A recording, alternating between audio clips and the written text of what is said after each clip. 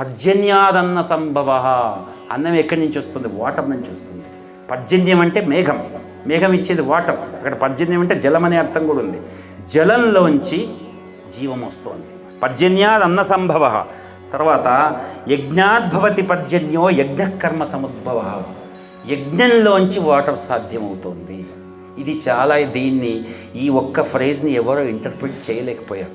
మామూలుగా ఏం చెప్తారంటే, మనము హవిస్సులు, అగ్నిలో ఆనాడు వేద ఋషులు అగ్నిలో హవిస్సులు వేస్తూ గోఘృతం ఆవు నెయ్యితో మంత్రోచ్చారం చేస్తున్నప్పుడు ఫామ్ అయినటువంటి క్లౌడ్స్ ద్వారా వర్షం వచ్చింది అని చెప్తారు. కానీ దాని మీద ఎన్నో విమర్శలు. అంతకుముందు వర్షమే లేదా? భూమి పెట్టినప్పుడు వర్షం, ఆ వర్షం ఎలా వచ్చింది? కాబట్టి కొన్ని భగవద్గీతలో ఇచ్చినటువంటి కొన్ని వర్డ్స్, టర్మినాలజీ పూర్తిగా మనకు అందదు.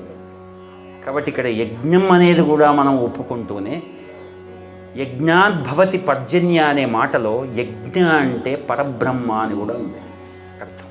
పరబ్రహ్మతత్వం. ఆ పరబ్రహ్మతత్వం నుంచి ఆయన థాట్, ఆయన సంకల్పంలోంచి వాటర్ పుట్టింది. ఎందుకంటే జీవాన్ని సృజించే క్రమంలో ఆయన పంచభూతాలను తీసుకొచ్చాడు. కాబట్టి అక్కడి నుంచి వాటర్ వచ్చిందనే అర్థం కూడా చెప్తున్నారు. ఎందుకంటే యజ్ఞం ద్వారా వాటర్ వస్తుంటే చెయ్యి, చూపించు, ప్రూవ్ చేయి, ఇప్పుడు అంత శుద్ధి, ఆత్మశుద్ధి, అంత కార్యశుద్ధి ఉన్నవాళ్ళు లేరు. కాబట్టి తర్వాత ఇంకో డీపర్ మీనింగ్ తీసినప్పుడు యజ్ఞ అంటే నారాయణుడు, నారాయణ స్వరూపం, ఆ పరబ్రహ్మతత్వం నుంచే వాటర్ పుట్టింది అని చెప్తాడు.